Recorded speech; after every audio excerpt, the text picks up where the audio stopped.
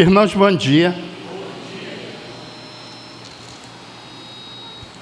É uma alegria estarmos aqui falar acerca daquilo que o Senhor colocou no meu coração. Chamados para frutificar. Quando nós falamos em frutos, nós lembramos de árvore.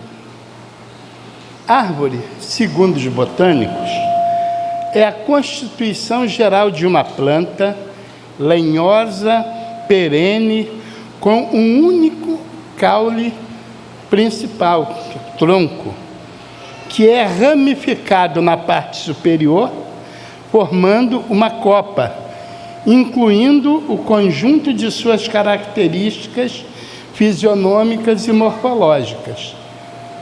Dentre as várias espécies de árvores que o Senhor criou na natureza, uma delas se destaca, a videira.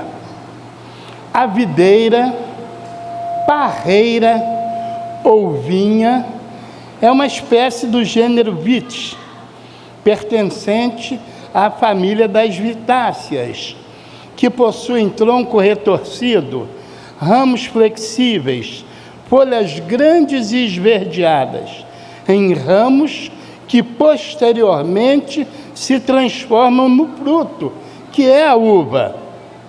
As uvas, quando fermentadas, dão origem ao vinho, que simboliza o sangue de Jesus no cristianismo. Convido os irmãos para abrirem suas Bíblias no Evangelho de Jesus, segundo João, capítulo 15, versos 1 e 2.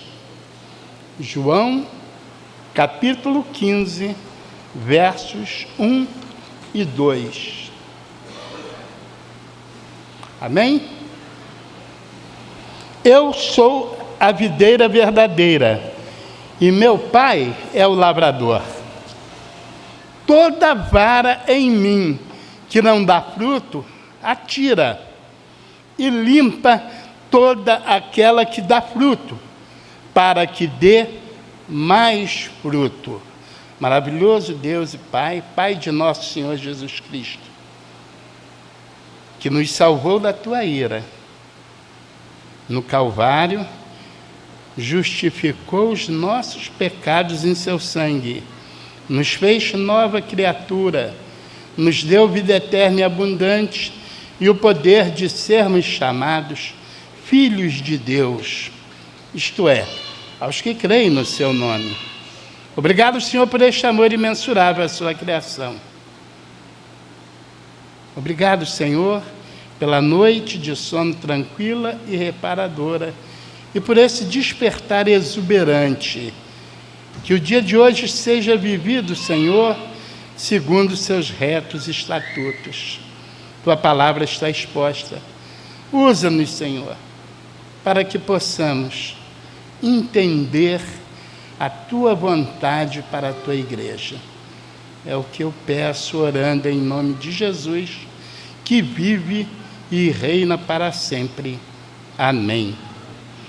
Fazendo uma análise do texto, o verso 1 fala: eu sou a videira verdadeira, meu pai é o agricultor. O Antigo Testamento descreve Israel como uma videira de vida. Por isso, ela se tornou um símbolo da nação de Israel. Jesus, ao usar a figura de linguagem, afirmando que ele é a videira verdadeira, apresenta-se como representação da vida eterna, que é a sua prerrogativa, fruto da sua doação, usando a planta e seus ramos como uma analogia para mostrar que ele é a videira e seus discípulos os ramos, que tiram dele a seiva da vida e a força para produzir fruto. A videira é um organismo vivo que vive e dá vida a outros organismos. O Pai é o amoroso agricultor que cuida e faz com que os ramos cresçam saudáveis e produzam mais frutos. Por isso, o crente deve permanecer, viver em Cristo. O verso 2 nos diz: todo ramo, toda vara que em mim não dá fruto, atira. Ele limpa toda aquela que dá fruto, para que dê mais fruto. Vamos ver a primeira parte. Toda vara em mim que não dá fruto, atira. As videiras cresciam em toda a Palestina. Todo ano, os agricultores podavam os ramos para que as árvores produzissem frutos de alta qualidade. O ramo que não dava fruto é considerado inútil, e as videiras improdutivas são radicalmente cortadas. Os galhos cortados são destruídos, pois não servem para nada. Jesus quer que tenhamos uma vida frutífera. Primeiro, porque somos filhos de Deus. Sabei que o Senhor é Deus. Foi Ele, e não nós, que nos fez povo seu e ovelhas do seu pasto. Salmos 100, verso 3. O salmista agradecido não deixa dúvida nenhuma sobre a nossa condição de sermos criação de Deus. Fato que o apóstolo Paulo afirma, quando diz que somos filhos de Deus por Cristo Jesus, de quem recebemos o Espírito de adoção, baseado no qual podemos clamar: Abba, Pai, conforme Romanos 8, versos 15. É o que revela João em seu Evangelho, quando fala que Jesus, o Verbo encarnado, e deixa claro: a todos quantos receberam, deu-lhes o poder de serem feitos filhos de Deus, aos que creem no seu nome. João capítulo 1, versos 12. Deus quer encontrar frutos em nós. Efésios 5, versos 8 e 9. Porque noutro tempo éreis trevas, mas agora sois luz no Senhor. Andai como filhos da luz, porque o fruto do Espírito está em toda bondade e justiça e verdade. Paulo ensina que antes de conhecermos Jesus éramos as trevas, mas agora somos luz no Senhor, e por isso devemos andar na luz, cujo fruto é bondade, justiça e verdade. Deus quer ver nossa mente transformada. Ele quer encontrar frutos em nós. Sejamos frutíferos. Mas o que nos impede de frutificar? Existem situações que impedem a frutificação. Destacamos 3. Em relação a Deus, em relação ao próximo, em relação a nós mesmos. Vejamos, em relação a Deus, insubmissão. Eclesiastes 12, 22 diz: de tudo que se tem ouvido, o fim é: teme a Deus e guarde os seus mandamentos, porque este é o dever de todo o homem.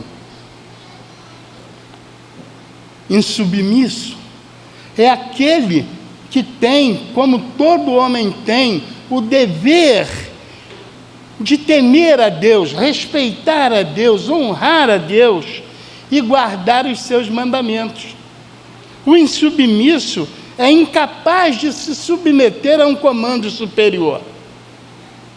Mas o sábio nos ensina que obedecer aos mandamentos de Deus é dever de todo homem, de toda pessoa, seja crente ou não, mas muito mais do crente. Entretanto, o primeiro pecado instaurou um estado de rebelião contra Deus. E por causa dessa insubmissão, não tem como frutificar. Porque o pecado separa o homem de Deus. E com relação ao próximo? Com relação ao próximo, vamos ver o egocentrismo. Ezequiel 28, versos 14 e 15. Tu eras querubim ungido para proteger, e te estabeleci. No monte santo de Deus estavas, no meio das pedras afogueadas andavas. Perfeito era nos teus caminhos, desde o dia em que fostes criado, até que se achou iniquidade em ti.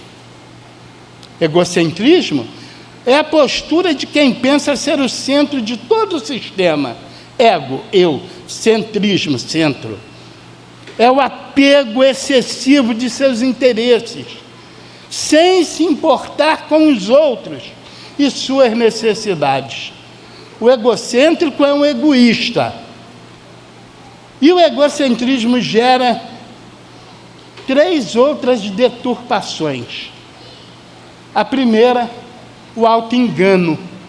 Mateus 26, verso 34 nos diz: disse-lhe Pedro, ainda que me seja necessário morrer contigo, de modo algum te negarei.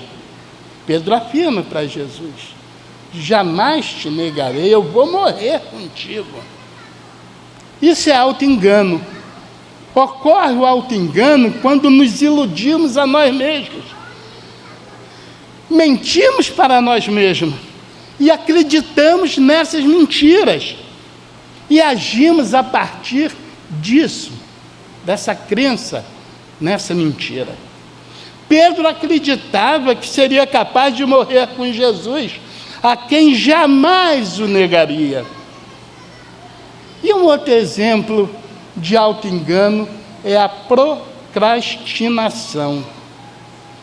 A procrastinação acontece quando adiamos uma entrega, uma decisão, uma ação, uma atitude, porque acreditamos que vamos dar conta do recado depois. Eu adio, porque depois eu resolvo. Eu demoro a me decidir, porque depois eu aceito a salvação. Eu demoro a agir, porque depois eu farei bem e melhor.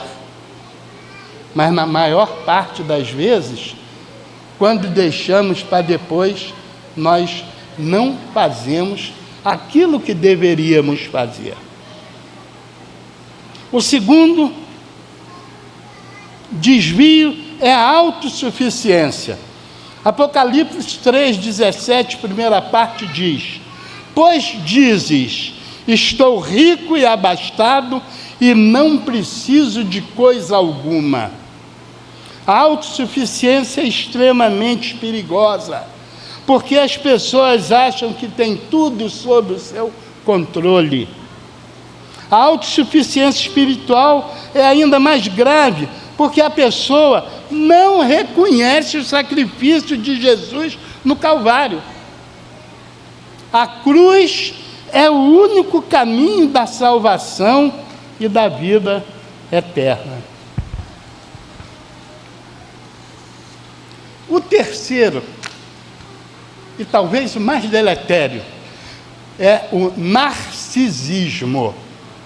Lucas 18, verso 11 diz: o fariseu, estando em pé, orava consigo desta maneira: ó Deus, graças te dou, porque não sou como os demais homens, roubadores, injustos e adúlteros, nem ainda como este publicano.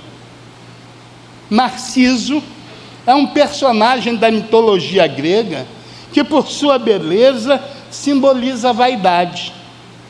O mito de Narciso é também usado para explicar o transtorno de personalidade narcisista, que se caracteriza pela sobrevalorização de si próprio e pela preocupação excessiva com a sua imagem. Infelizmente, hoje, nas várias igrejas cristãs estão incrustadas de Narciso. Nós temos visto as brigas que ocorrem nas mídias entre pastores, um querendo ser melhor do que o outro, um acusando o outro, um se dizendo santo e apontando o erro dos outros. Quantas vezes nós, pregando, louvando, orando, não somos também narcisistas? Quantas vezes nós gostamos de ouvir fulano ora que é uma beleza, Sincrano louva maravilhosamente bem, fulano prega. Isso é um sintoma narcisista que nos impede de frutificar. Porque para frutificar nós temos que ser semelhantes a Cristo, e Cristo foi humilde. Nunca ele falou que era rei. E quando perguntado por Pilato, tu és o rei de Israel? Ele diz, tu o dizes. Ele nunca disse, eu sou o rei de Israel. Tu, Pilatos, tu dizes que eu sou o rei, e ele é o rei. Ele não era porque ele está vivo, ele é o rei. Mas nós, muitas vezes, pecamos, porque o narcisista acha que só eles são perfeitos, que só eles são fiéis, que só eles são santos. Os outros são falsos, são ingratos, são mal agradecidos, principalmente quando não o servem e nem o aplaudem. Mas agora vem um outro aspecto também, que nós estamos falando, que é gerado pelo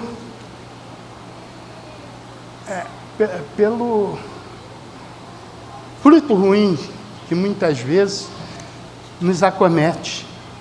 Vem em relação às circunstâncias ruins.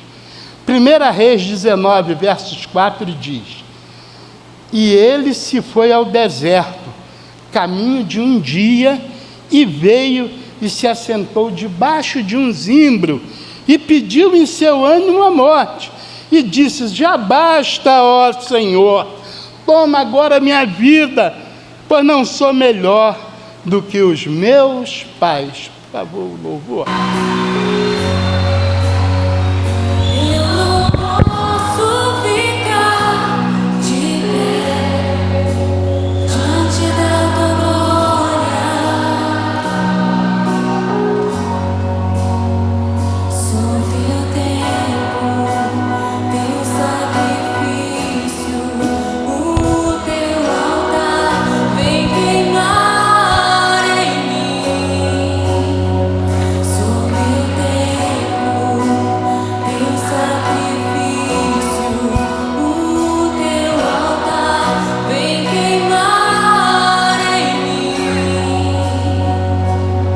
Veja como assumi o controle do meu mundo. Esse louvor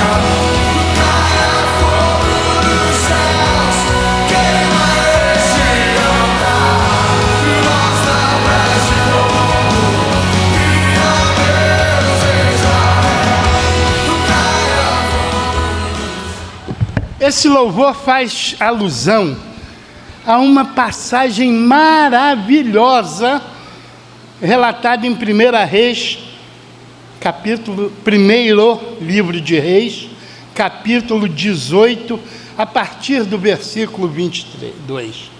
Fala sobre os profetas de Baal e mostra de forma milagrosa, extraordinária, o agir de Deus através do profeta Elias.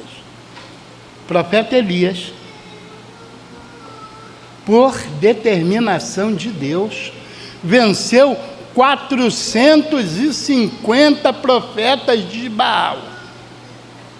Uma vitória retumbante, uma vitória surpreendente. Mas o que o verso 19, o capítulo 19, logo a seguir, vai dizer e que acontece no nosso dia a dia? São circunstâncias ruins. Veja, os irmãos, que enquanto no capítulo 18, no final do capítulo 18, esse relato vai até o capítulo 44, Deus dá uma grande vitória para Elias. Deus estava com Elias. No capítulo seguinte, logo no início, Elias fraqueja, Elias tem medo. Elias não compreendeu que a vida é cíclica, tem altos e baixos, e às vezes passamos por momentos difíceis, que nos amedrontam e nos desmotivam a prosseguir. Quantos irmãos que por um problema ficaram amedrontados e saíram da igreja? Quantos irmãos que por um problema abandonaram o Senhor depois de ter conseguido uma grande vitória? Foi o que aconteceu com Elias. Ele teve uma vitória retumbante, porque Deus deu, mas apenas uma palavra de Jezabel fez com que aquele homem de Deus, aquele homem usado por Deus, fugisse e optasse por morrer. Nós temos que nos acostumar às agruras da vida. Nós não podemos abrir mão da nossa fé, porque o sofrimento, a dor, as circunstâncias ruins, elas vêm para nos aprimorar, para nos preparar, para nos tornar fortes. E nós, diante dessa força que Deus, que está em nós, nos dá, resistirmos a dores e a dificuldades maiores que ainda virão. Pregar o Evangelho, viver o Evangelho, exige muito de nós. Nós não podemos fraquejar. Muitos se afastam de Deus e preferem fugir. Não percebe que os reveses da vida e as circunstâncias ruins surgem para reforçar o nosso ânimo e nos aprimorar na fé. E nós podemos vencer qualquer dificuldade quando nós priorizamos o reino de Deus.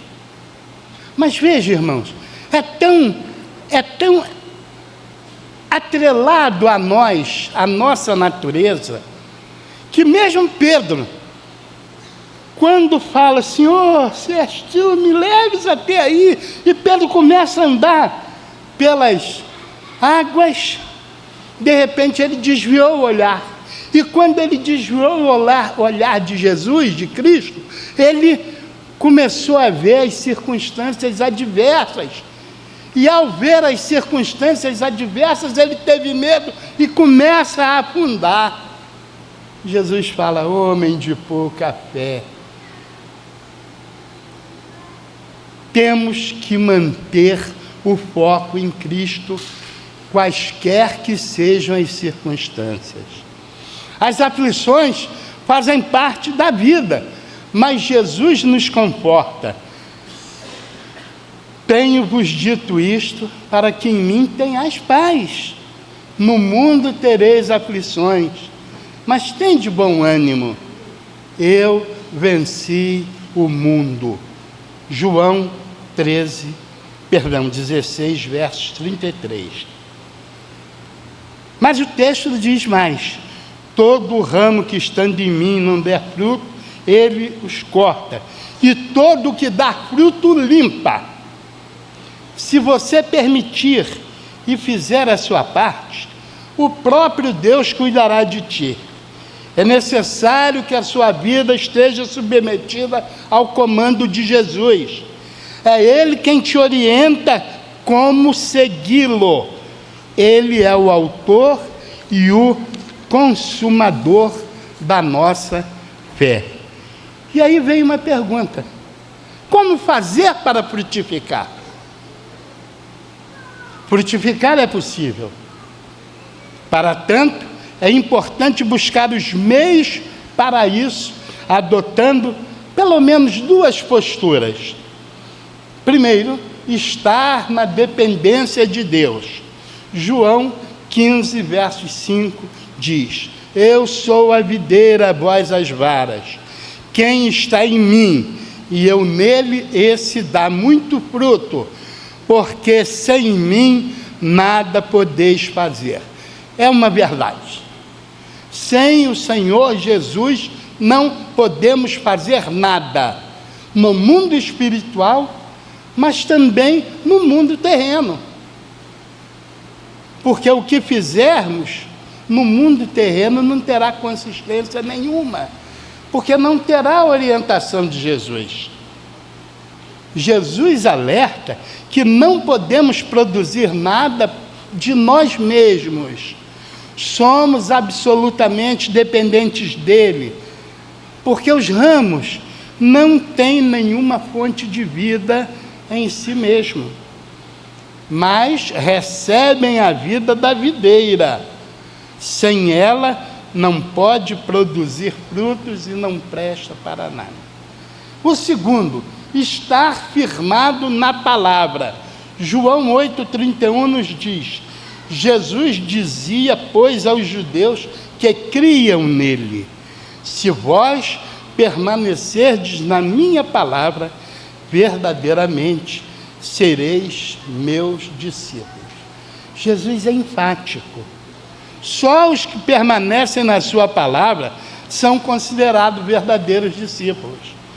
Nem poderia ser diferente, porque só ele tem a palavra da salvação que se consolidou na cruz.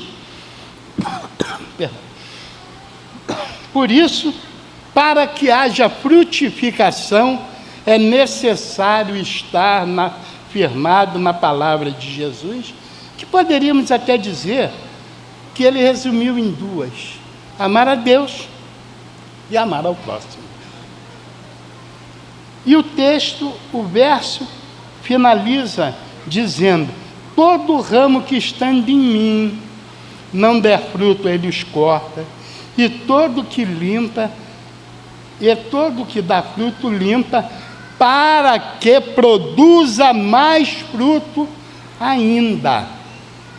E aí nós perguntamos, nós vemos que Deus é o maior provedor. Desde Gênesis 1, versos 11 e 12, nós verificamos que antes de criar os seres viventes, Deus criou as árvores frutíferas, que produziriam fruto para nos alimentar. Veja como Deus não permitiu que nós tivéssemos um momento sequer de fome. Eu vou criar o homem, mas eu já vou deixar a despensa cheia para que ele não sinta dor no estômago por causa de fome. Imagine se ele criasse o homem primeiro. Ele criava o homem ia ter fome e não tinha comida.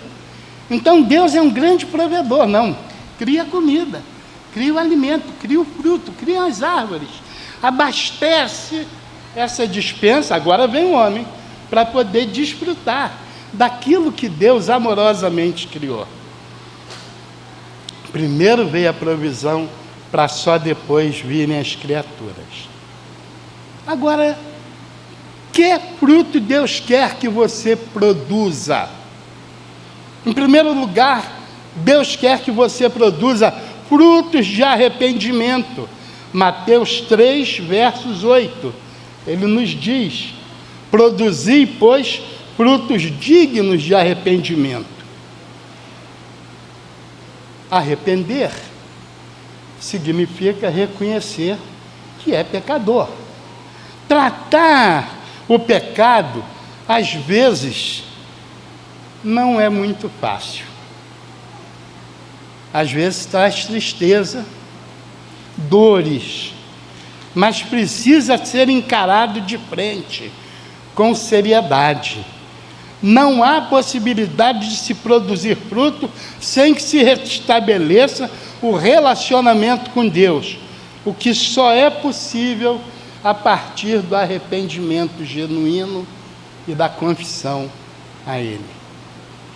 2. Frutos para glorificar a Deus. João 15:8 vai nos dizer: nisto é glorificado meu Pai, que deis muito frutos, e assim sereis meus discípulos. A Ele toda a honra e toda a glória. Tudo que o crente faz é para glorificar a Deus. Glorificar é um ato de adoração e reconhecimento da grandeza, do poder e da bondade de Deus. É uma expressão de louvor de tudo que Ele fez e continua fazendo em nossa vida. Por isso, é dever do cristão não só crer no que Jesus fez por ele na cruz, mas ser fiel a Deus em retribuição à fidelidade dele à sua palavra. E o terceiro fruto que vamos elencar são os frutos espirituais.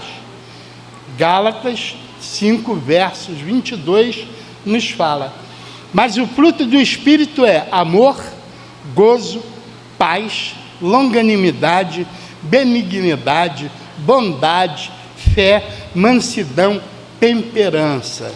9 frutos que o apóstolo Paulo está nos mostrando. Ser frutífero, irmãos, é produzir frutos espirituais.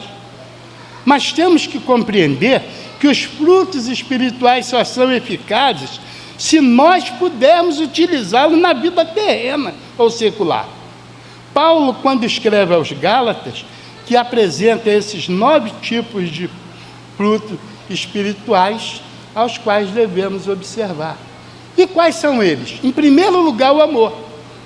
O evangelista assim define Deus, Senhor Deus. Deus é amor. 1 João 4, versos 8.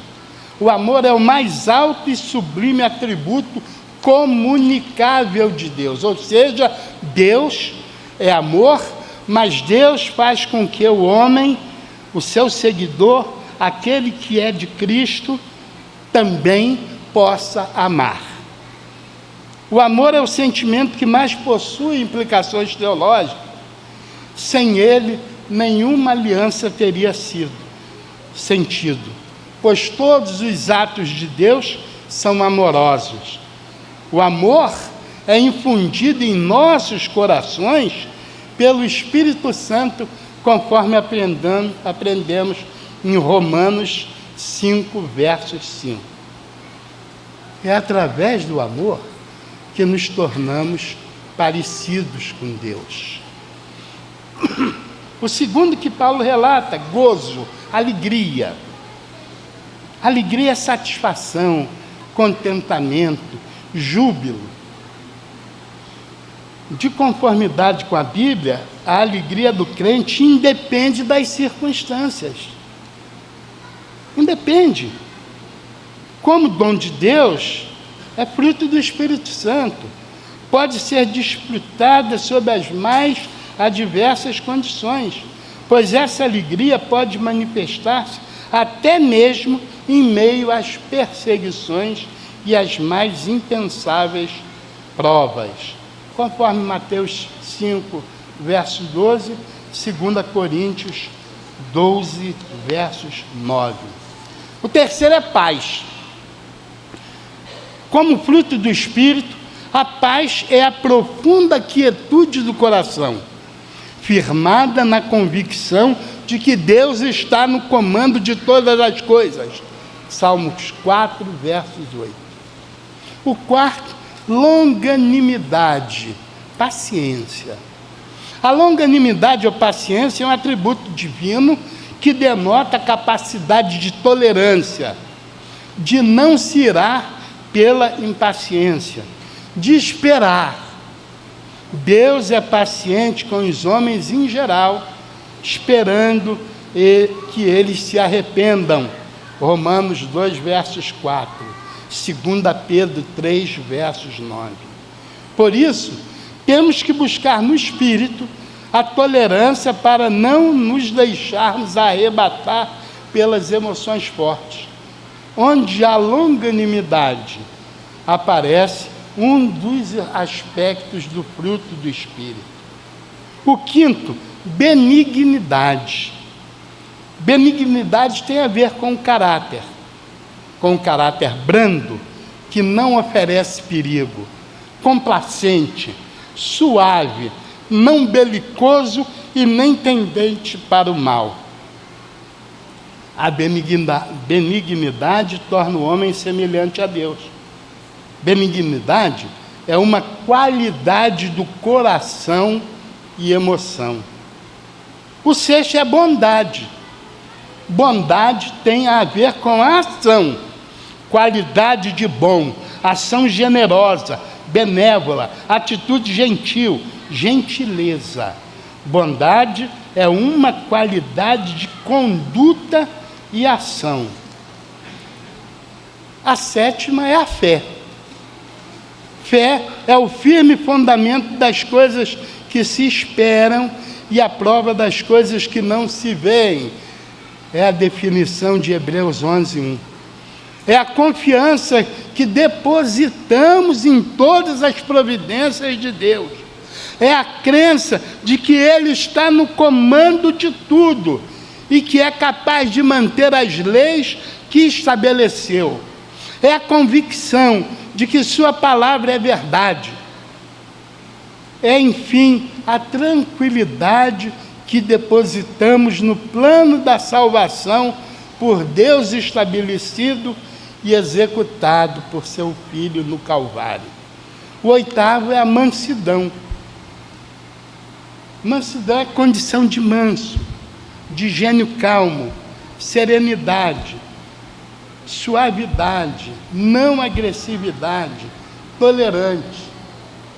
Bem-aventurados mansos, foi o que Jesus falou no seu sermão. Ser manso é muito complicado. É complicado porque nós temos quase sempre uma reação tipo, bateu, levou.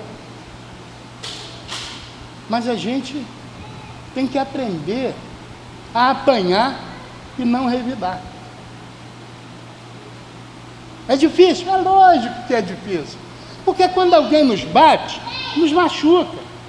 E quando nos machuca, a gente reage. É natural. É natural. Antigamente, havia uma plantinha chamada dormideira. Os novos nunca viram isso, com certeza. Os mais velhos, com certeza já viram. E a dormideira era muito... Eu brincava, eu gostava de mexer. Quando eu encostava a mão nela, pum, se fechava. Ela se fechava em autodefesa, ela se fechava. Ela não me machucava, mas ela reagia. Mas ela reagia com mansidão. É engraçado que agora eu lembro que ela era mansa, ela não me machucava. Mas se eu visse um ouriço e achasse curioso aquele ouriço e pum, metesse o dedo, aí pum, ele ia me ferir o dedo. Nós, muitas vezes, reagimos como ouriços. Tocou, levou, mas nós temos que desenvolver esse fruto que é a mansidão. E aí vem o nono e último. Não sei por que Paulo colocou nessa ordem. Talvez a gente agora até possa entender por quê. Que é a temperança ou o domínio próprio. Domínio próprio, ou temperança, é a qualidade daquele que é moderado e consegue manter o equilíbrio mental e emocional, que não altera sua postura em circunstâncias adversas ou críticas, que sabe e consegue reprimir a sua raiva. É muito difícil o domínio próprio. Eu acho que Paulo elenca ele por último, porque o camarada que conseguir chegar ao domínio próprio, esse realmente é uma árvore extremamente frutífera, frutos de exportação. Porque o domínio próprio, irmãos, significa que você está seguindo aquilo que Jesus determina. Negue-se a si mesmo. Domínio próprio, na verdade, é negar-se a si mesmo. Você não reage de forma alguma, você controla os seus sentimentos, você se mantém ali firme. As coisas estão desabando, mas você se mantém firme. Agora, o que leva você a se manter firme? É você que é o tal? Não. É a sua intimidade com Deus. Quanto maior a intimidade com Deus, mais você se mantém firme. Quanto maior a intimidade com Deus, menos você vai se sentir ofendido. Num momento de desavença. Mas quantos de nós temos domínio próprio? Eu não quero mais saber da igreja não, pastor. Mas por quê? O irmão não me cumprimentou, o irmão não fala comigo, eu fui dar bom dia para o irmão e ele virou a cara. Isso é falta de domínio próprio. Isso é uma reação insana, é uma reação que o cristão não tem que ter. Ao contrário, se houver alguma diferença, irmão, o que é que eu te fiz? Me perdoe, eu não sei o que eu fiz, mas desde já me perdoe, porque se eu fiz e te machucou, não foi por querer. Mas às vezes, nós não temos domínio próprio. Nós cobramos, fulano, eu quero que você se humilhe diante de mim. Você me machucou. Então está muito longe de produzir frutos quem não tem domínio próprio. Agora, toda mensagem, ela tem que ter uma aplicação ou um propósito. E eu perguntaria aos irmãos, e que não precisam me responder, que é aquela pergunta ilustrativa, qual o propósito desta mensagem? Qual o propósito de frutificar? Me parece que é um só.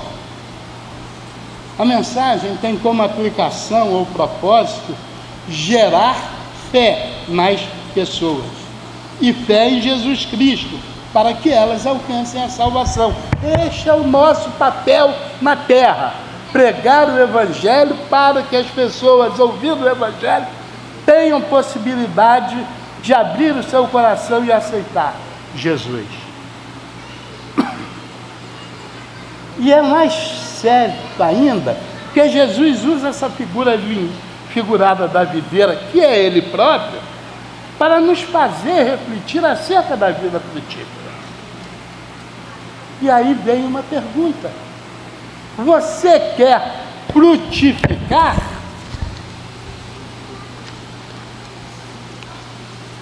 Todos certamente dirão sim. Então, para isso, para que haja frutificação, 3 atitudes temos que tomar. A primeira, arrepender-se.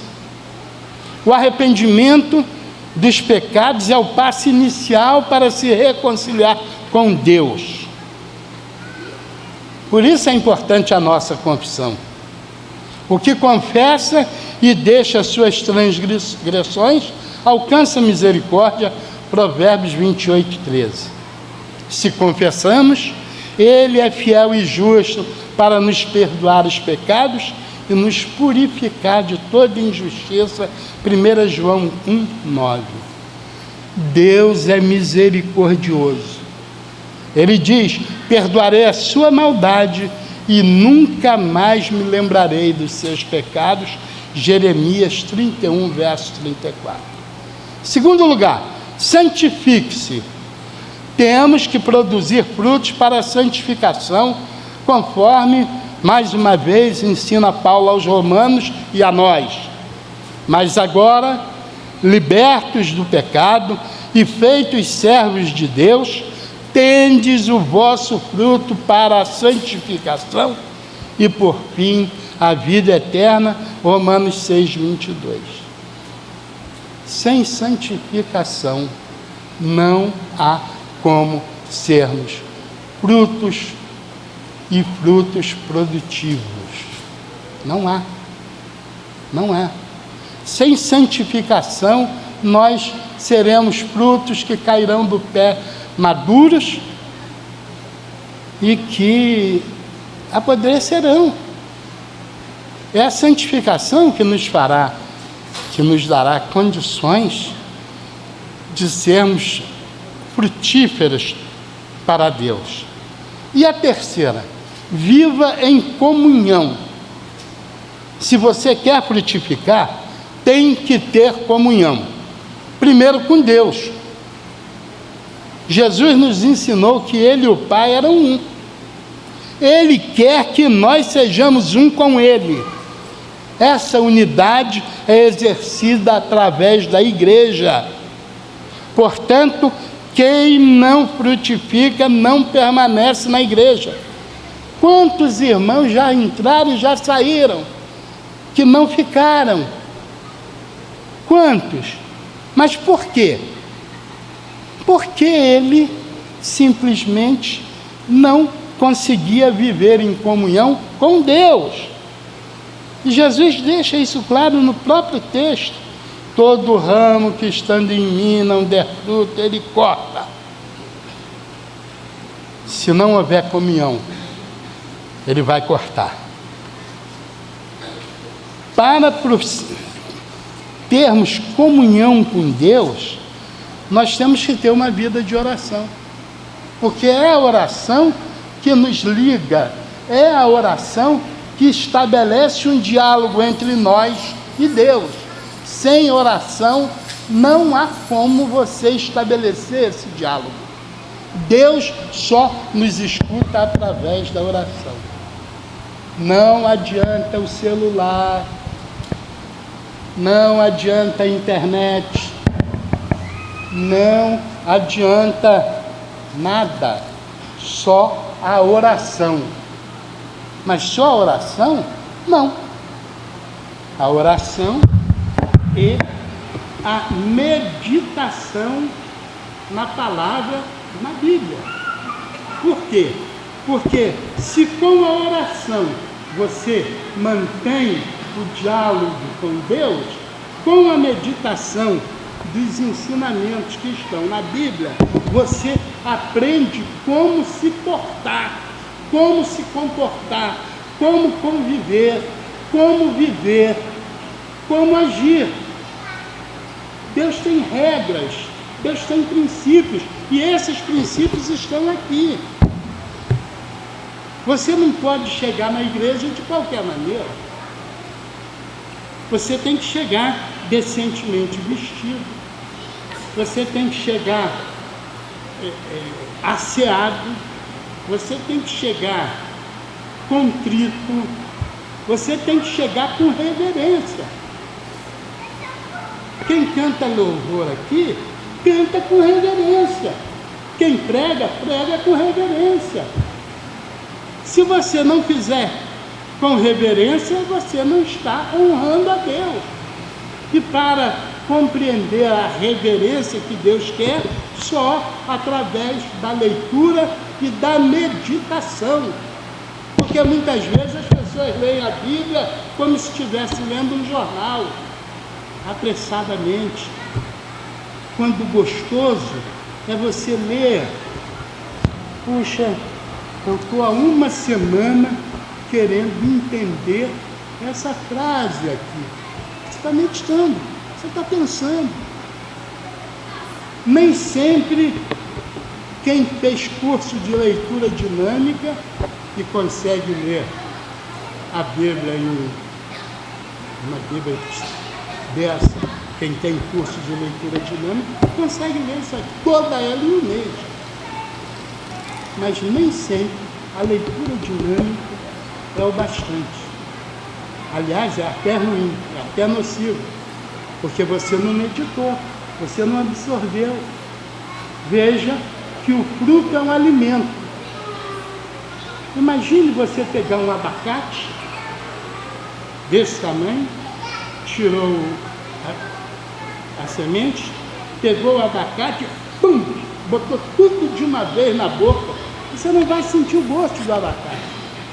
Mas se você pegar de colher em colher, saboreando, você vai entender o que Jesus quer que você haja para que você possa manter esse diálogo com Deus. Ele vai olhar e vai dizer, como disse para Moisés: Moisés, tira as sandálias, que você está em terra sagrada. A conclusão, assim com os irmãos. Somos proclamadores do Evangelho e por isso temos que viver em comunhão um com os outros, ou seja, em unidade no Espírito. A unidade é fortalecida quando nos perdoamos. Antes, sedes um para com os outros benignos, misericordiosos, perdoando-vos uns aos outros, como também Deus vos perdoou em Cristo. Efésios 4:32. Irmãos, sejamos pacientes com nossos irmãos. Perdoemos uns aos outros, para que nós possamos viver em comunhão e com isso nós frutificarmos como Jesus quer que sejamos frutificados. Concluindo, irmãos, o Senhor quer te ver frutífero.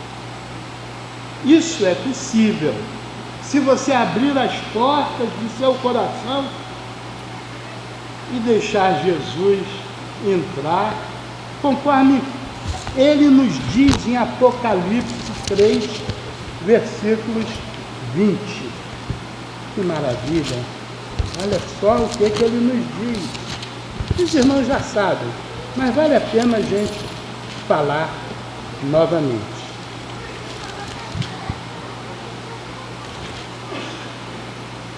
Eis que estou à porta e bato.